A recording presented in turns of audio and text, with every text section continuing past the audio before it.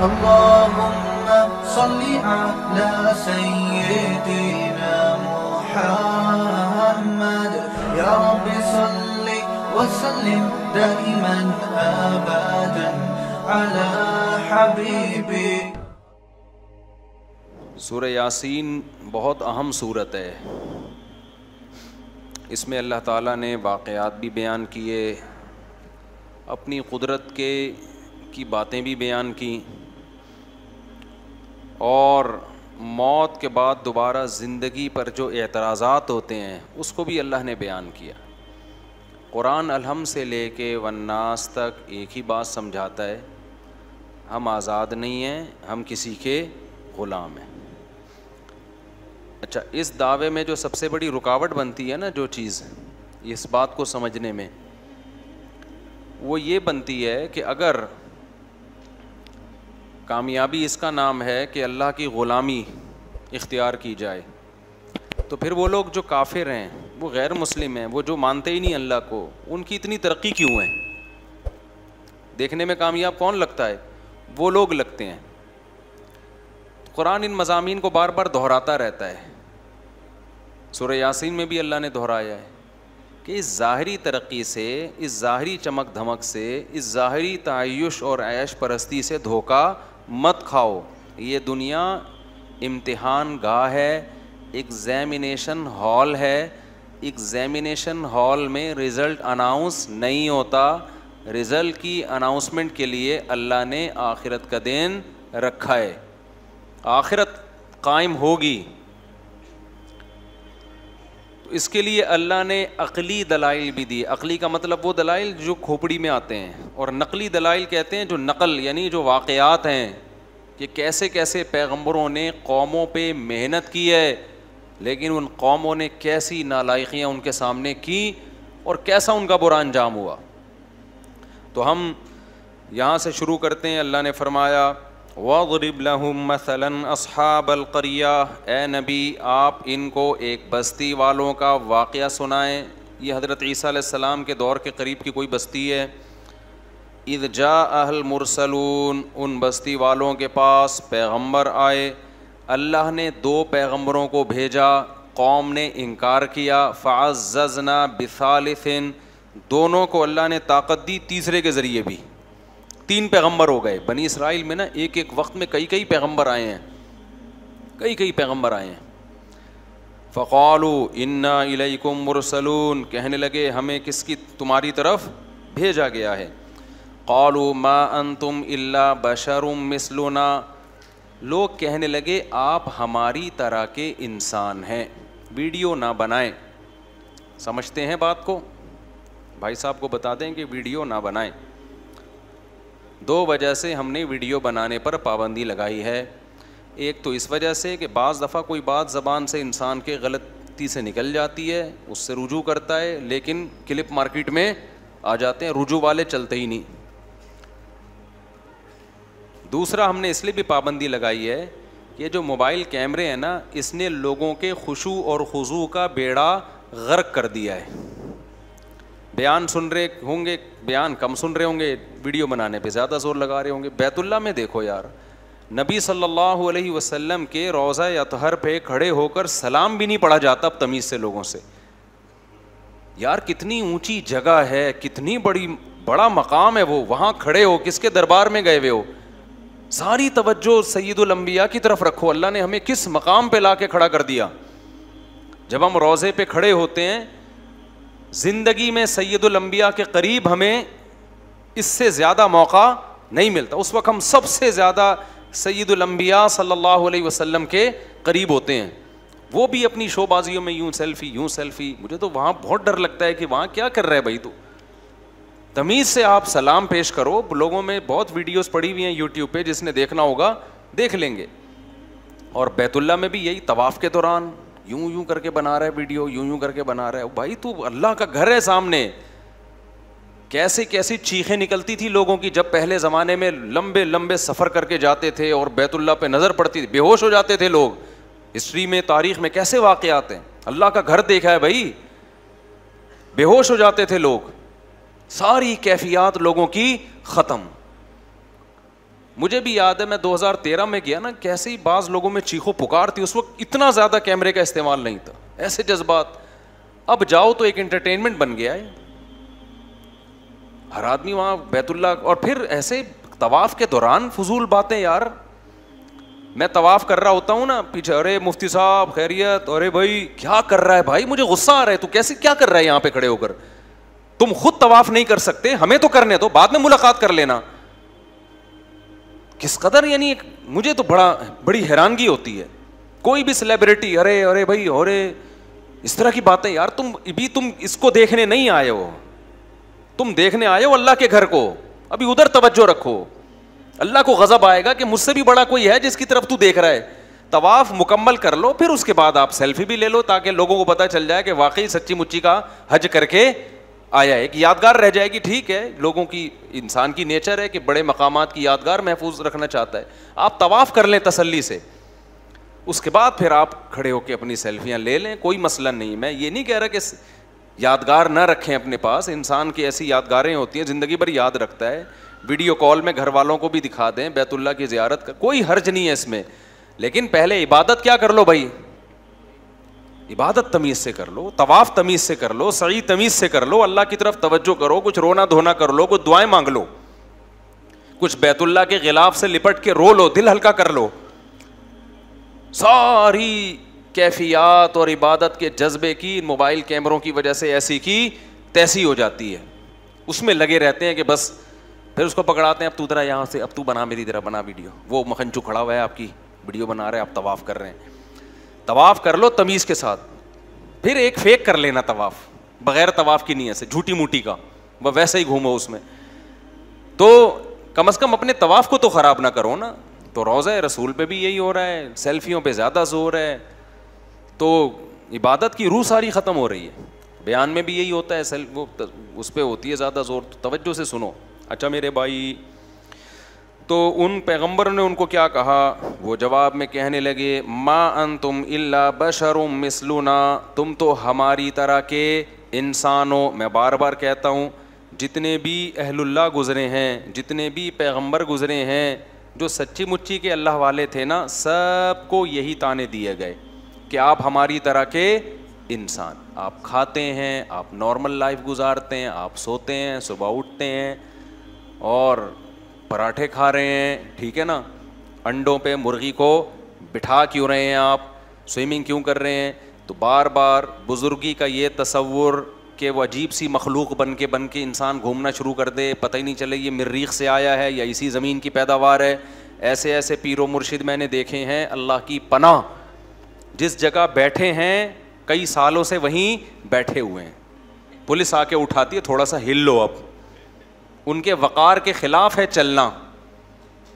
ایسے بیٹھے ہوئے ہیں بزرگ بن کے, شاید مر چکے ہوں, انتقال ہو گیا ہو, ویسے ہی بیٹھے ہوئے ہوں, زمین کھانا شروع کر دیتی ہے, چپک گئے اندر, پولیس بھی نہیں اٹھا سکتی ان کو. تو بزرگ کا یہ مطلب ہرگز نہیں ہے. بزرگ کسے کہتے ہیں, الا ان اولیاء اللہ لا خوف علیہم ولا هم يحزنون الذین آمنوا وکانوا یتقون. عقیدہ صحیح کر لو اپنا, اور کبیرہ گناہوں سے توبہ کر لو, بزرگ بن گئے, اور کچھ کرنے کی ضرورت نہیں ہے. باقی سارے جیسے نارمل رہتے ہیں, کاروبار کرتا ہے آدمی, صبح جاتا ہے دفتر سے, گھر آ کے بیوی سے پٹتا نہیں ہے, یعنی گھر آتا ہے, تھوڑا بہت بیگم سے اونچ نیچ بھی ہو جاتی ہے, کبھی محلے والوں سے, کبھی کرایہ نہیں دے رہا مالک مکان وہ کرایہ دار, تو کبھی اس سے اونچی آواز سے بات ہو گئی. تو یہ جو نارمل ہوتے ہیں نا, یہی بزرگ ہوتے ہیں. کوئی الگ سے کوئی بزرگ مخلوق, بزرگ کو کبھی کبھی غصہ بھی آتا ہے, جب اس کے ساتھ کوئی بدتمیزی کرے گا تو اس کو چپیٹ بھی دیتا ہے کبھی کبھار وہ بیٹھ کے. ایسا بزرگ نہیں ہوتا کہ اتنے پولائٹ اخلاق کہ ان کے ساتھ جو مرضی کر لو, ان کو غصہ نہیں آئے گا. یوٹیوب پہ ویڈیوز آ جاتی ہیں نا, کوئی چیخ رہا ہے, ابے یہ دیکھو اخلاق پہ بیانات کرتے ہیں, ابھی کیا کر رہے ہیں, یہ چیخ رہے ہیں. بھائی غلط ہو رہا ہے تو چیخے گا نہیں تو کیا کرے گا وہ. ایسا تصور بنا لیا ہے نا کہ بالکل یہ بلٹ پروف قسم کا بزرگ ہے, جس پہ کسی کا اثر ہی نہیں ہوتا.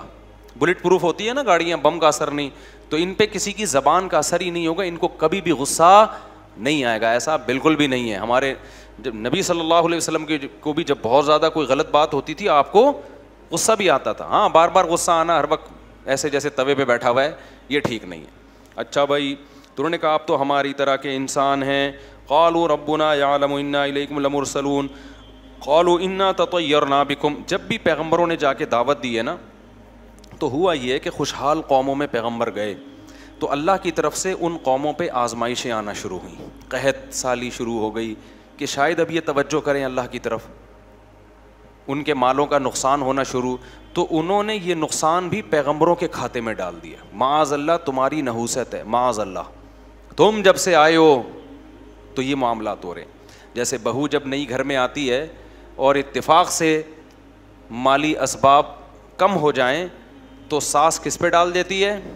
بہو کی نحوست. حالانکہ عین ممکن ہے بہو کے ساتھ ظلم کی نحوست ہو. کیا خیال ہے؟ ظلم ہو رہا ہو، اس کی وجہ سے اللہ نے مال میں برکت ختم. تو کسی کی وجہ سے کوئی نحوست نہیں ہوتی، حدیث میں صاف ہے لا طیرہ، کوئی نحوست نہیں ہے. نحوست صرف بدعمالیوں کی ہوتی ہے، اس کے علاوہ کسی چیز کی نحوست اسلام میں نہیں ہے. کوئی کالی بلی گزر گئی، کوئی کتا آ گیا، کوئی یہ ہو گیا، یہ کوئی نحوست وحوست نہیں ہوتی. نحوستیں ہوتی ہیں تو کس چیز کی؟ بولو نا، بدعملی کی. بہو آنے سے اگر ظلم رزق گیا ہے تو اس کا مطلب اس کے ساتھ کوئی زیادتی ہو رہی ہے بہو کے ساتھ. ساس کے جاتے ہی ایک دم رزق کے دروازے کھل گئے تو ساس پہ نہ ڈالو کہ اس کی وجہ سے نہیں کھل رہے تھے، یہ گئی ہے تو کھل گئے دروازے. نہ نہ نہ بھائی، کوئی نیکی آپ نے کرنا شروع کر دی ہوگی، سمجھتے ہو، تو نہ ساس پہ ڈالو نہ بہو پہ ڈالو. یہ آج کل بہت ہو رہا ہے کہ اس کے آتے ہی یہ ہو گیا. بھائی وہ ویسے ہی ہو گیا تھا، اتفاق سے وہ اسی ٹائم پہ آ گئی.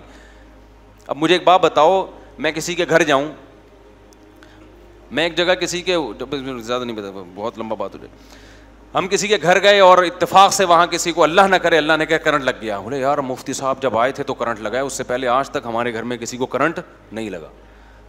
یہ بلی ڈالنی تھی کہ الیکٹرک والوں پر، کہ الیکٹرک والوں پر ڈالنی تھی، الیکٹریشین جو گھر میں تاریں صحیح جوڑ کے نہیں گیا اس پہ ڈالنی تھی، ماں باپ جنہوں نے بچوں کی کیئر نہیں کی ان پہ ڈالنی تھی. ڈال کس پہ دی؟ یہ مفتی صاحب آئے تھے اسی دن کرنٹ لگایا. او بھائی یہ اتفاق ہوتے ہیں، اس میں کسی پہ آپ بلی نہیں ڈال سکتے، حرام ہے، گناہ کبیرہ ہے، بدگمانی ہے، جائز نہیں ہے. چلو آگے. تو وہ کہنے لگے کہ آپ کی بدشگونی ہے، جب سے آپ لوگ آئے ہیں نا یہ کبھی قحط ہو رہا ہے، کبھی مال میں نقصان. حالانکہ اللہ ان کو متوجہ کر رہا ہے کہ ان کی بات مانو، لیکن انہوں نے کس پہ ڈال دیے؟ پیغمبروں پہ. ان کی وجہ سے ایسا ہو رہا ہے. تو کہنے لگے، پیغمبر نے فرمایا تمہاری نحوست تمہارے ساتھ ہے، یہ تمہاری بدعمالیوں کی نحوست ہے. وجاء من اقصى المدینة رجل یسعى، قوم کو وہ تینوں پیغمبر سمجھا رہے ہیں، قوم کی سمجھ میں نہیں آ رہا. اب یہ کون سا علاقہ تھا؟ تاریخ خاموش ہے. بہت سے حضرات نے کہا انطاکیہ نہیں ہے ترکی کا، جہاں بھی زلزلہ آیا ہوا ہے اس جگہ کا واقعہ ہے.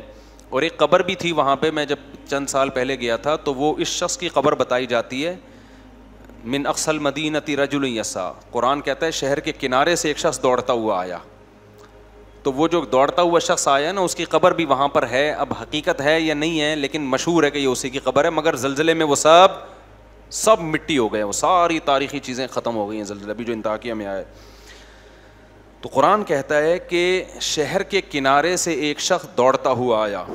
قال یا قوم اتبعوا المرسلین، کہنے لگا اے میری قوم یہ پیغمبر ہیں، ان کو فالو کرو، ان کا انکار مت کرو. کیسا جذبہ تھا اس میں. اس کو جب یقین ہو گیا نا یہ پیغمبر ہیں تو قرآن کہہ رہے ہیں وہ چلتا ہوا نہیں آیا بلکہ دوڑتا ہوا.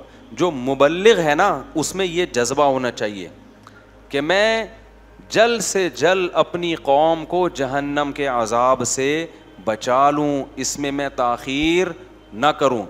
اس کا یہ جذبہ تھا.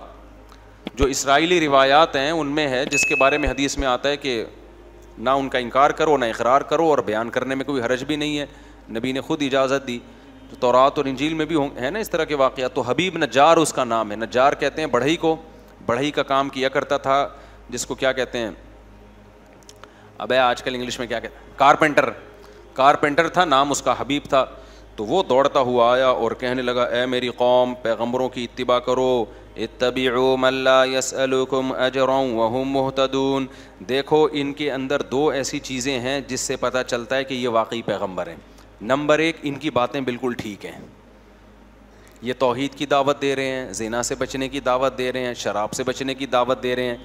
اچھا ایک اور اہم پوائنٹ، بعض دفعہ باتیں تو ٹھیک ہوتی ہیں لیکن میں بار بار ایک بیان میں کہتا ہوں نا، بیان میں ایک بات کہ بات ٹھیک ہوتی ہے لیکن اصل مقصد اپنا منجن بیچنا ہوتا ہے کہ نہیں ہوتا.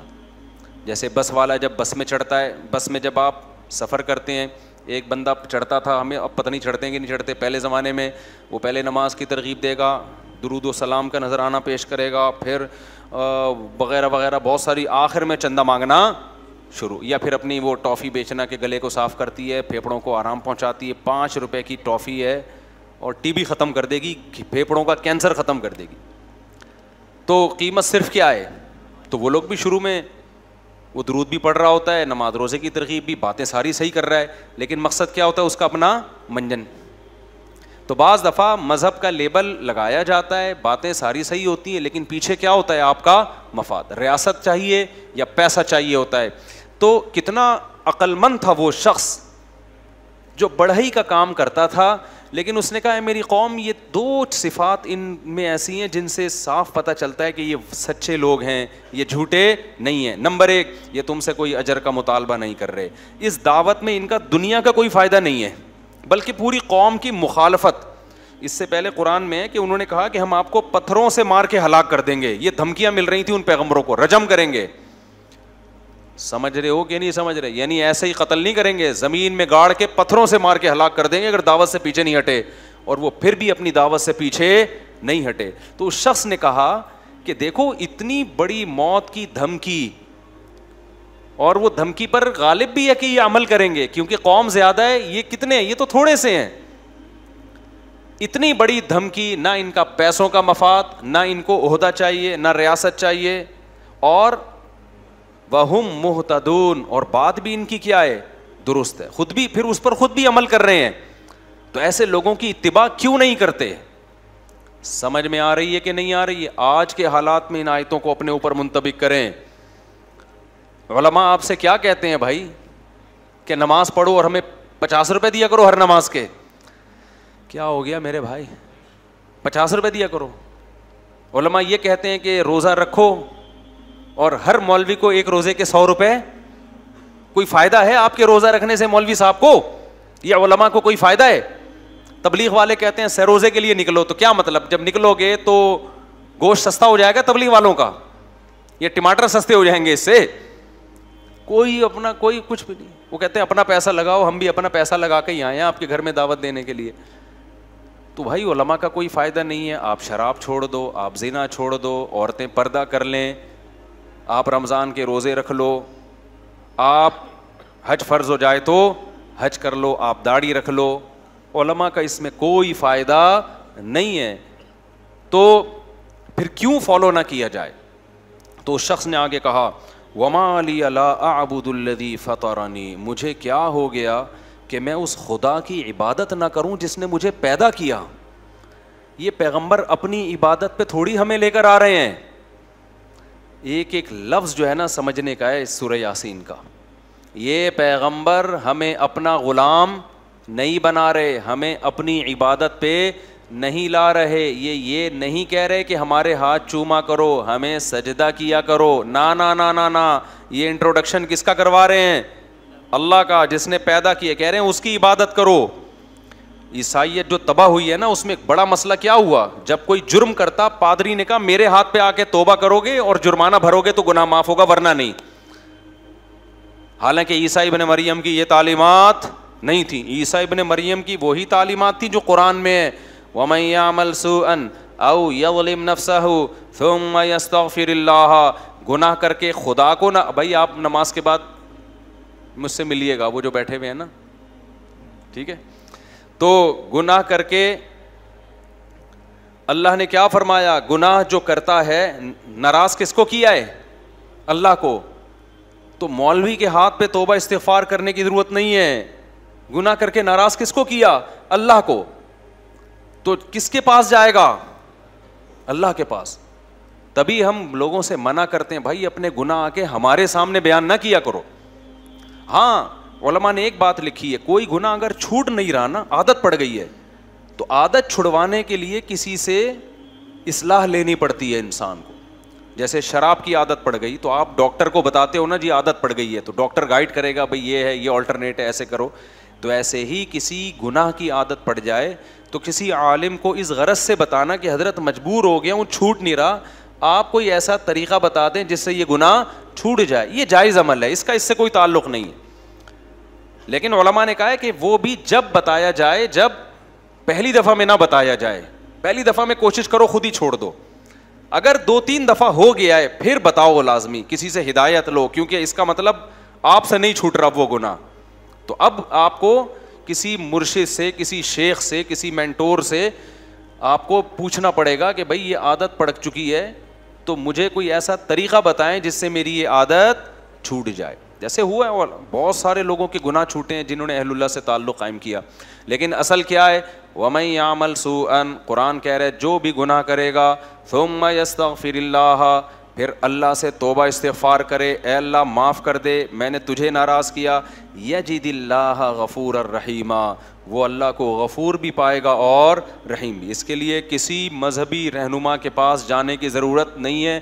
یہ بندہ اور اللہ کا بیچ میں کوئی واسطہ نہیں ہے, اللہ اور بندے کا معاملہ ہے. تو یہ تعلیم حضرت عیسیٰ کی بھی تھی, لیکن انہوں نے مذہبی رہنماؤں کو ایسا باپ بنا دیا نا کہ جی ان کے سامنے آ کے بھائی یہ کیا لگتا ہے کہ اس کے سامنے کیوں بتائیں, نافرمانی پادری کی تھوڑی ہوئی ہے, کس کی ہوئی ہے, خدا کی ہوئی ہے. تو آپ جانو خدا جانے, خدا کو بتاؤ جا کے. تو یہ قرآن کی تعلیمات. تو اس نوجوان نے کیا کہا, وَمَا لِيَ لَا أَعْبُدُ الَّذِي, ارے مجھے کیا ہو گیا, انداز دیکھو تبلیغ کا, مجھے کیا ہو گیا, لا اعبد الذی فطرنی, جس نے مجھے پیدا کیا, سب سے قریب ہے میرے, سب سے بڑا میرا محسن. ہم خود تھوڑی پیدا ہو گئے ہیں, اپنی قوم کو سمجھا رہا ہے کہ اے میری قوم, ہم آٹومیٹیکلی خود بخود پیدا نہیں ہو گئے, کوئی تو ہے نا جس نے بنایا ہے. جس نے ہمیں بنایا ہے یہ ہمیں اس کے قریب کر رہے ہیں, اس کی عبادت پہ لگا رہے ہیں. وَإِلَيْهِ تُرْجَعُونَ, اور ہم نے لوٹ کے بھی ادھر ہی جانا ہے. اینڈ ہمارا کیا ہوگا, یا تو اس دنیا میں ہمیشہ کے لیے آئے ہوتے, کبھی مرنا ہی نہ ہوتا, پھر جو مرضی کرتے. جانا بھی اینڈ میں کدھر ہے, خدا کو منہ دکھانا ہے, تو بچ کے جا کہاں سکتے ہیں. تو کتنی معقول بات کر رہے ہیں یہ پیغمبر, اس میں کون سی ایسی بات ہے جس کو غلط کہا جائے. دیکھو اس قوم کی کھوپڑی میں یہ باتیں نہیں آ رہی تھیں, آپ لوگ کی کھوپڑی میں تو آ رہی ہیں نا, کیا خیال ہے. تو پھر کر لو نا عمل میرے بھائی, برائی چھوڑ دو, توبہ کر لو اللہ سے, سارے لڑکیوں کے نمبر اپنے موبائل سے بلاک کر دو. وہ نہیں کریں گے, وہ نہیں کرے گا بھائی. تو ایسا دین اللہ کو کیا کرنا ہے بھائی, جب تم اپنی ساری خواہشات افطاری میں آ کے بیٹھ جاتے ہو پکوڑے کھانے کے لیے. تو پورے دین کو فالو کرنا پڑے گا. تو نکال دو اپنے موبائل سے, بلاک کر دو سب. صرف نکاح کا راستہ ہے آپ کے لیے, نکاح کے علاوہ کوئی اور راستہ اللہ نے حلال نہیں کیا, اس کا عذاب ہے, حساب دینا پڑے گا. یہ بھنگی اور چماروں کا کام ہے گرل فرینڈ رکھنا. جو پیغمبر اور پیغمبروں کے طریقے کو فالو کرتے ہیں وہ بھنگیوں اور چماروں والے کام نہیں رکھتے. گدھے گھوڑوں کا کام ہے فزیکل ریلیشن. انسان, پیغمبروں کا جو راستہ ہے وہ انسانوں کا راستہ ہے, وہ صرف فزیکل ریلیشن نہیں ہے, وہ اصل میں ریلیشن ہے جس کے بعد بہت سارے حقوق ایک دوسرے کے متوجہ ہو جاتے ہیں. سمجھتے ہو کہ نہیں سمجھتے. آگے چلتے ہم. انی آمنت بربکم فاسمعون. تو اس شخص نے کہا کہ اے میری قوم, میں اس خدا پر, شروع میں اس نے اپنے ایمان کو ظاہر نہیں کیا, اپنے ایمان کو چھپا کے نا اپنی قوم کو دعوت دی کہ بھئی ایسے کو ہم کیوں نہ مانیں. اس کے بعد جب قوم نے نہیں مانا تو اس نے صاف اعلان کر دیا, انی آمنت بربکم, دیکھو میں تمہارے رب پر ایمان لے آیا. اپنا رب نہیں کہہ رہا. کیا مطلب, تم بھی لے کر آؤ نا, وہ صرف میرا تھوڑی ہے, وہ تمہارا بھی ہے. فاسمعون, لہذا تم سن لو. قوم نے قتل کر دیا اس کو. ایسے موقع پہ کسی غیر مسلم کے لیے ایمان چھپانا جائز ہے جب اسے قتل کا خطرہ ہو. لیکن عظیمت کیا ہے, فضیلت کس میں ہے, نہ چھپائے اور شہید ہو جائے. کچھ گناہ ایسے ہیں کہ مجبوری میں وہ گناہ ہی نہیں رہتے. کچھ گناہ ایسے ہیں کہ مجبوری میں وہ جائز تو ہو جاتے ہیں لیکن افضل نہیں ہوتے. اب یہ فقہ میں نا, اصول فقہ جنہوں نے پڑھا ہوا ہوتا ہے وہ قرآن و سنت کی روشنی میں وہ سمجھتے ہیں کہ کون سے گناہ ایسے. آپ بھوک سے مر رہے ہو, خطرہ ہے کہ جان سے ہاتھ نہ دھو بیٹھو, اور آپ کے پاس حرام گوشت ہے, تو وہ حرام گوشت کھانا آپ کے لیے حلال ہے. نہیں کھاؤ گے مرو گے, خودکشی کا گناہ ہوگا. وہاں جان بچانا فرض ہے, سمجھتے ہو, کھانا فرض ہو جائے, صرف حلال نہیں ہوگا بلکہ کیا ہو جائے گا, فرض ہو جائے گا. آپ کی جیب میں پیسے ختم, بھوک سے بلک رہے ہو, پیسے ہی نہیں ہیں, مر رہے ہو, سامنے نظر آئی ایک تندور نظر آیا, روٹیاں گرم گرم, خوشبو سے کلابازیاں کھانا آپ نے شروع کر دیں. اب آپ نے بیان سنا ہے چوری کرنا بہت بڑا جرم ہے, اور بالآخر آپ آہستہ آہستہ آپ کا انا للہ ہونے لگا بھوک سے, تو وہاں آپ پہ چوری کرنا فرض ہو جائے گا. ڈکیتیاں نہ کرنا شروع کر دیں کہ کل سے بے روزگاری میں بندوقیں لے کے, ٹھیک ہے, اتنی چوری کہ جس سے موت سے بچ جائے. تو یہ صرف جائز نہیں ہو جائے گا چوری کرنا, بلکہ یہاں چوری کرنا آپ پر واجب ہو جائے گا. شریعت کہے گی بھائی تو جان بچا, اگر تیرے پاس پیسے نہیں ہے کسی طرح جا تندور پہ کسی طرح لڑ کے روٹی لے کے کھا لے, جان بچ جائے گی. پھر کیا ہوگا جب بچ جائے گی, پھر کوشش کر اب اس کے پیسے کیسے ادا کرنے میں, معاف نہیں ہوں گے وہ پیسے. اس کو بول دے بھائی میں مر رہا تھا میں نے کھا لیا, جو اکھاڑنا ہے اکھاڑ لے, ٹھیک ہے نا. باقی یہ کہ معاف کر دے تو اچھا ہے, نہیں تو پھر میں مزدوری کروں گا, جب پیسے ویسے ہوں گے تو میں نے ڈائری میں نوٹ کر لیا, یا میں نے دماغ میں نوٹ کر لیا ہے کہ اتنے پیسے میں نے تجھے دینے, وہ پیسے اس کے اوپر واجب ہو جائیں گے. لیکن ایسے موقع پہ چوری کرنا کیا ہو جائے گا, فرض. لیکن رمضان کا روزہ اگر کوئی آپ سے کہتا ہے توڑ دو, بندوق رکھ دی, تو علماء نے فقہا بیان کرتے ہیں کہ توڑنا جائز تو ہے, لیکن اگر نہیں توڑو گے, ڈٹ جاؤ گے, تو شہادت کا ثواب ملے گا. سمجھتے ہو گے نہیں سمجھتے؟ اب یہ مسائل میں باریک فرق ہے, اسی کے لیے علم حاصل کیا جاتا ہے. جن کے پاس نالج نہیں ہوتی, پراپر وے میں علم حاصل نہیں کیا, وہ سب مسائل کو آپس میں کیا کر دیتے ہیں, گڑمٹ. اسی طرح یاد رکھو کہ اگر کسی نے آپ کو گن پوائنٹ پہ بولا کہ کافر بن جاؤ, کلمہ کفر زبان سے بولو, بولو میں ہندو ہوں, بولو میں عیسائی ہوں, اسلام چھوڑ دو, تو جان بچانے کے لیے اسلام چھوڑنا ایسے موقع پہ اوپر سے, دل سے نہیں, صرف زبان سے کلمہ کفر کہنا کیا ہو جائے گا, جائز. ایسے موقع پہ گناہ نہیں ملے گا. لیکن آپ اگر ڈٹ گئے, نہیں بھائی میں لا الہ الا اللہ کا قائل ہوں, میں اپنے آپ کو ہندو کسی قیمت پہ نہیں کہوں گا, میں عیسائی نہیں کہوں گا, میں توحید پرست مسلمان ہوں, جو اکھاڑنے اکھاڑ لے, اور اس نے مار دیا, تو خودکشی کا گناہ نہیں ہوگا, بلکہ کیا ہوگا, بہت بڑی شہادت. اس کو کہتے ہیں عزیمت. عزیمت یہی ہے کہ ڈٹ جائے. تو اسی طرح کوئی ہندو مسلمان ہوتا ہے, عیسائی مسلمان ہوتا ہے, اس کو خطرہ ہے بہت زیادہ ماریں گے, قتل کر دیں گے, تو اس کے لیے جائز ہے کہ زبان سے اقرار نہ کرے, دل میں مسلمان ہو جائے. اللہ بخشیں گے قیامت کے دن اس کو, ایمان والوں میں شامل کریں گے. لیکن اگر وہ ڈر جاتا ہے کہ نہیں بھائی مجھے مار دو, میں شہادت کے لیے تیار ہوں, تو یہ بہت بڑی شہادت ہے, اس پہ بہت بڑا اجر ملے گا, جیسے کہ اس کو ملا. یہ ڈٹ گیا, ڈٹنے سے فائدہ ہوتا ہے کہ موٹیویشن بہت ملتی ہے سامنے والے کو, یار اتنا مضبوط تو کچھ ہوگا نا, اس میں جان ہوگی اس مذہب میں, تبھی تو ڈٹ گیا ہے. تو وہ جو نجار تھا نا, وہ بھی ڈٹ گیا. جب قوم پیغمبروں کو دھمکیاں دے رہی تھی, ہم پتھروں سے مار کے ہلاک کریں گے, تو اس کو تو زیادہ دھمکیاں دیں گے, تو ہماری قوم کا آدمی ہے بھائی, تو ادھر کیسے چلا گیا؟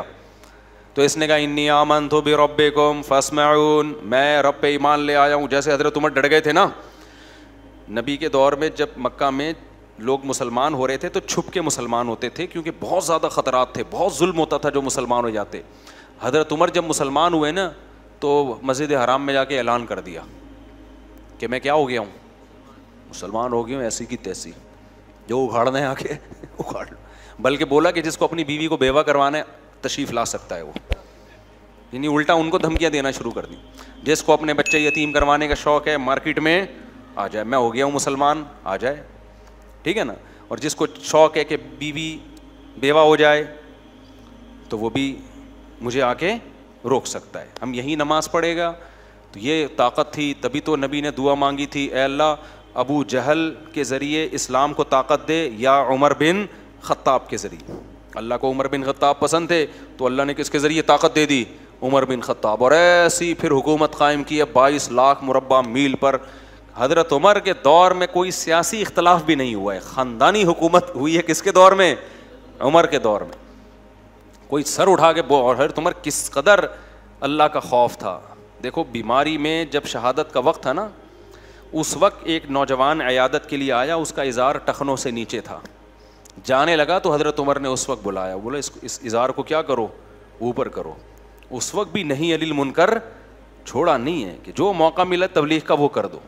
تو یہ لوگ تھے جو اللہ کی رضا میں فنا ہو چکے تھے. چلو ہم آگے چلتے ہیں. تو اس نے کہا بھائی انی آمنت بربکم فاسمعون، میں ایمان لے آیا. آگے قرآن کی بلاغت ہے. قیل ادخل الجنہ، اللہ کہتے ہیں ہم نے کہا داخل ہو جا جنت. حالانکہ قرآن کو یوں بیان کرنا چاہیے تھا کہ وہ ایمان لے آیا، لوگوں نے پکڑا، اس کو دھمکیاں دیں، اس نے کہا نہیں میں اپنے دین پہ قائم رہوں گا. لوگوں نے قتل کر دیا، جب قتل کر دیا تو اس کو قبر میں رکھا گیا. پھر جب قبر میں رکھا گیا تو حساب و کتاب ہوا، پھر حساب و کتاب میں پاس ہو گیا. جب پاس ہو گیا تو اللہ نے کہا چل اس قبر کو ہم تیرے لیے کیا بنا دیتے ہیں، جنت، اور جنت میں داخل ہو جا. سمجھ میں آ رہی ہے بات؟ قرآن سارے واقعات کو بیچ میں کیا کرتا ہے، حذف کر دی قرآن نے سارے واقعات. کیوں؟ جب اس نے کہا نا آمنت بربکم فاسمعون، اے لوگوں میں ایمان لے آیا، قرآن کہتا ہے جنت میں داخل. کیا مطلب؟ فوراً شہید کر دیا گیا، اور ادھر آنکھ بند ہوئی ہے، ادھر جنت کے دروازے اس کے لیے کھل گئے. اس سے پتہ چلا کہ ادھر اور ادھر میں زیادہ ڈسٹینس نیک لوگوں کے لیے زیادہ ڈسٹینس نہیں ہے. اب سوال پیدا ہوتا ہے بھائی حساب تو ہوتا ہے نا. دیکھو یہاں جنت سے مراد وہ جنت نہیں ہے جو آخرت میں ملے گی، کیونکہ آخرت تو ابھی قائم ہی نہیں ہوئی نا. بھائی کیا ہو گیا، میں پاگل بیٹھا ہوں گیا یہاں پہ. سمجھ میں آ رہی ہے بات؟ وہ جنت نہیں ہے، کیونکہ قیلا کا مطلب اس سے کہہ دیا گیا کہ جنت میں داخل ہو جا، حالانکہ ابھی داخل ہوا نہیں ہے. اور آگے اس کے جو الفاظ تھے وہ بھی قرآن بیان کر رہا ہے کہ جیسے ہی اس کو حکم ہوا جنت میں داخل ہو جا، اس نے کیا کہا؟ اس نے کہا کہ یا لیت قومی یعلمون، ہائے کاش میری قوم یہ منظر اپنی آنکھوں سے دیکھ لے. بما غفر لی ربی، میرے رب نے میری خطاؤں کو کیسا معاف کیا. وجعلنی من المکرمین، اور کیسا مجھے پروٹوکول مل رہا ہے یہاں پہ. تھوڑا سا فاصلہ آنکھ کھلنے اور آنکھ بند ہونے کا، کاش اس جہان میں میری قوم جھانک کے دیکھ لے. اس کو بھی افسوس ہو رہا تھا نا، خیر خواہی اتنی تھی. دیکھو قوم نے قتل بھی کر دیا نا، تو بھی یہ نہیں کہہ رہا قتل ہونے کے بعد اللہ کرے یہ بھی مریں، بلکہ کہہ رہا ان بے وقوفوں کو کتنی بڑی خیر سے محروم ہو رہے ہیں. ان کو نہیں پتا کہ انہوں نے مجھے قتل کر کے کیسے خوبصورت جنت میں داخلے کا ذریعہ بن گئے. اور یہ کاش آنکھ بند ہو اور یہ دیکھ لیں گے تو ایسا کبھی بھی نہیں کریں گے. لیکن اللہ اپنے اصولوں پہ کتنا مضبوط ہے، اللہ اس سے پردے نہیں اٹھاتا. اللہ کہتے ہیں آنکھ بند ہوئی تو پھر نہیں ہوگا. آنکھ جب تک کھلی ہوئی ہے نا، اس وقت تک توبہ کا دروازہ کھلا ہوا ہے. آنکھ بند ہوئی یا بند ہونے کے قریب ہو گئی، آدھی کھلی ہوئی آدھی بند ہے، تب بھی توبہ کا دروازہ کیا ہے. کیونکہ جب مرنے لگتا ہے نا انسان، تو آدھا برزخ میں ہوتا ہے، آدھا کہاں ہوتا ہے، اس دنیا میں ہوتا ہے. دیکھو جب ہم سوتے ہیں ایک کیفیت ہوتی ہے، پورا عالم خواب میں ہوتے ہیں. ایک وہ کیفیت ہوتی ہے اس میں ہمیں اس دنیا کا کچھ بھی پتہ نہیں ہوتا. خراٹے لے کے سو رہے ہوتے ہیں نا، اس میں اگر کوئی خاتون کا شوہر دوسری شادی بھی کر لے ان کو نہیں پتہ چلتا. اس میں سانس آ گئی آپ سے ملنے کے لیے، آپ کو بالکل بھی ہوش، بالکل ٹینشن ہی نہیں لیتے. آپ خراٹے لے کے سو رہے ہیں، سانس آ جائیں، سالے آ جائیں، بیٹھ کے آپ کی غیبتیں شروع کر دیں. آپ عالم خواب میں ہوتے ہو، اس دنیا میں نہیں. ایک یہ ہوتا ہے کہ پورے اس دنیا میں ہوتے ہو، پورے جاگ رہے ہوتے، کوئی غنودگی نہیں، کوئی دائیں بائیں گر نہیں رہے، وہاں کا کچھ نہیں پتہ ہوتا عالم خواب کا. ایسا ہی ہے نا.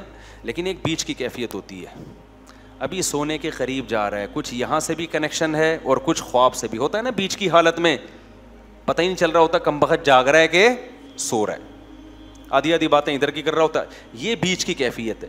بالکل موت کے وقت بھی یہی بیچ کی ایک کیفیت آتی ہے، تھوڑی دیر کے لیے میت پر. جب ہم دنیا سے جاتے ہیں نا، ایک کیفیت ہوتی ہے پورے یہاں پر ہوتے ہیں اس جہان میں، وہاں سے ابھی کنیکشن بحال بولو نہیں. ایسی کنڈیشن میں توبہ قبول ہوگی. اللہ مہلت دیتا ہے، اب توبہ کر لے، اے اللہ جو کچھ ہوا معاف کر دے، اگر مجھے زندگی ملی آئندہ میں ان گناہوں کے قریب نہیں جاؤں گا، معاف کرے گا اللہ. لیکن بدبخت لوگ توبہ کرتے نہیں ہیں. کیوں؟ اللہ کے وعدوں پہ ان کو یقین ہی نہیں. کتنے کافر ہیں، مرتے ہوئے ان سے کہا گیا اب تو مسلمان ہو جاؤ، انہوں نے کہا نہیں بھائی. نبی کے چچا تھے نا، ان سے کہا گیا کہ اب اسلام قبول کر لیں، انہوں نے کہا نہیں. لوگ بولیں گے کہ بھائی یہ موت کے ڈر سے باپ دادا کے دین کو قبول کر چھوڑ رہا ہے. ایک کیفیت ہوتی ہے جب آپ پورے اس جہاں میں چلے جائیں، اس وقت بھی توبہ قبول نہیں ہوتی. ایک بیچ کی کیفیت ہوتی ہے کہ آدھے یہاں ہیں اور آدھے عالم برزخ کے حالات نظر آنا شروع، اس وقت بھی توبہ قبول نہیں ہوتی. اس کو کہتے ہیں غرغرے کی کیفیت. حدیث میں آتا ہے ان اللہ یقبل توبۃ عبدہ ما لم یغرغر, اللہ اس وقت تک بندے کی توبہ قبول کرتا ہے جب تک وہ غرغرے کی کیفیت میں نہیں ہوتا. فرعون جب ڈوبنے لگا نا, غرغرے کی کیفیت میں آیا ہے, پھر توبہ قبول نہیں ہوئی ہے. تو اب یہ قرآن نے بیچ کا حصہ کیوں حذف کر دیا؟ یہ بتانے کے لیے کہ ادھر اس کی روح نکلی ہے اور ادھر اللہ نے اس کو برزخ کی جو جنت ہے, اصل جنت تو آخرت میں ہے, لیکن قبر ہی کو اور جو عالم برزخ ہے اسی کو اللہ تعالیٰ عزت کی جگہ بنا دیتے ہیں. اس آیت سے عذاب قبر اور ثواب قبر بھی ثابت ہوتا ہے. بہت سے لوگ کہتے ہیں موت کے بعد کچھ بھی نہیں ہے, وہ تو آخرت میں ہی ہوگا. نا نا نا نا نا, نیک لوگوں کا اکرام موت کے فوراً بعد شروع ہو جاتا ہے. اور ایسا معلوم ہوتا ہے کہ اس کی کو جو اللہ نے عزت دی وہ قبر میں جانے سے پہلے دی ہے, ورنہ تو قبر میں فرشتے آتے ہیں نا, سوال پوچھتے ہیں. تو اس کو اللہ نے, یا ہو سکتا ہے یہ ہر شہید کے ساتھ ہو, احادیث سے پتہ چلتا ہے کہ ہر شہید کے ساتھ ایسا ہوتا ہے کہ قبر میں جانے کا انتظار نہیں کیا جاتا اس کے لیے. ادھر شہید کے خون کا قطرہ زمین پہ گرا, ادھر اس کی روح نکلی اور ادھر اس کا اعزاز و اکرام شروع ہو جاتا ہے. اور عام نیک لوگوں کے بارے میں بھی ہے کہ ٹھیک ہے حساب و کتاب تو قبر میں ہوگا, لیکن اللہ کو چونکہ پتہ ہے کہ یہ نیک بندہ ہے, تو جو موت کے وقت فرشتے آتے ہیں نا اس کی روح قبض کرنے کے لیے, وہ فرشتے ہی بڑے مبارک فرشتے ہوتے ہیں. اور اس وقت انسان کو اندازہ ہو جاتا ہے کہ میرا ٹھکانہ جنت ہے یا جہنم. سورہ واقعہ میں بھی اللہ نے اس مضمون کو بیان کیا, سورہ نازعات میں بھی. جو روح قبض کرنے کے لیے فرشتے آتے ہیں نا, اگر وہ اکرام والے فرشتے ہیں تو سمجھ جاؤ کہ کہاں جا رہا ہے یہ اچھا ٹھکانہ. اور اگر وہ فرشتے ہی ایک جلاد بن کے آئے ہیں, ان کی شکلیں خوفناک ہیں, تو یہ خود اس کی علامت ہوتی ہے کہ اس کا ٹھکانہ اچھا نہیں ہے. تو قرآن کہتا ہے قال یا لیت قومی یعلمون, وہ شخص کہنے لگا ہائے کاش میری قوم کو پتہ چل جائے. ادھر توجہ رکھیں, ہائے کاش میری قوم کو پتہ چل جائے.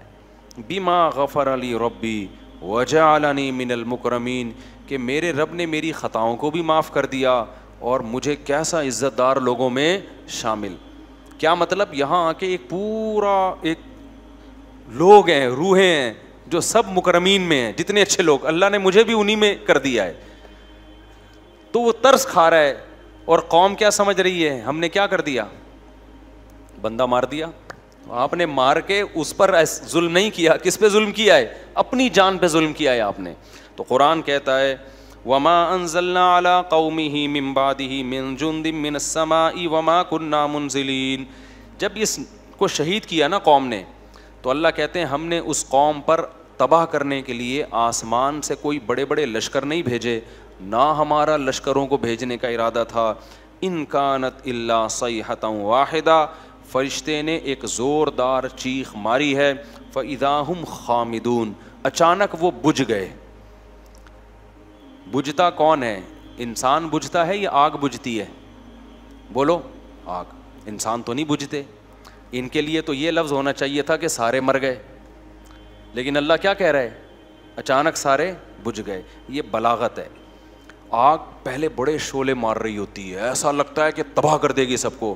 پانی ڈالو تو ایسی غائب ہوتی ہے جیسے اس کا نام و نشان تھا ہی نہیں. تو یہ بڑی طاقتور قوم تھے, بڑی باتیں کرتے تھے, ہم یہ ہیں, ہمارا یہ بزنس, ہماری یہ ترقی, ہماری یہ بلڈنگیں, ہمارے یہ جائیدادیں, ہمارا یہ کلچر, اور بڑی بڑی باتیں کی. اور اللہ نے ایک آواز دی ہے ایسے جیسے آگ کے اوپر آپ نے کیا کر دیا, پانی, اور سارے غائب ہو گئے, سارے مر گئے, سب طاقت اور قوت کیا ہو گئی, ختم. بھائی اوپر جو ہے نا بچے بہت زیادہ شور مچا رہے ہیں. جن جن خواتین کے بچے ہیں وہ اپنے بچوں کو کنٹرول کریں. بہت زیادہ چھوٹے بچوں کو تو مسجد میں لے کے ہی نہ آئیں. بہت زیادہ تراویح میں بہت شور شرابے کی آوازیں آ رہی ہوتی ہیں, تو کنٹرول کریں ان کو. اگر ہمارے گھر کے بچے ہیں تو بھی ان کو کان پکڑ کے گھر بھیج دیں.